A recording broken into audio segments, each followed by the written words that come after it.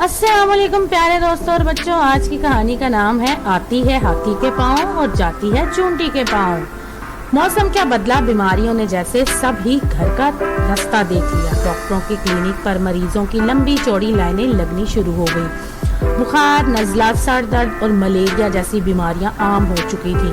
Doctor Masroor की clinic Liaquatabad में थी। उनकी क्लिनिक पर भी खूब रश लगा रहता था। मरीजों की कितार क्लिनिक से बाहर तक नजर आती थी। ऐसा लगता था कि दवा लेने नहीं बल्कि किसी सबील पर शरबत लेने के लिए खड़े हों। डॉक्टर साहब, मेरा बुखार तो उतरने का नाम ही नहीं लेता।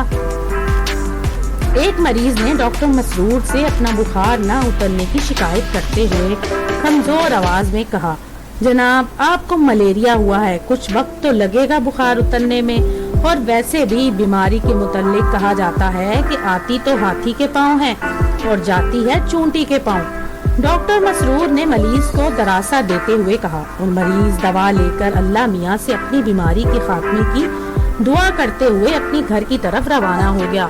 तो दोस्तों, अगर आपको ये कहानी पसंद आए तो मेरे चैनल को लाइक और सब्सक्राइब जरूर कीजिएगा।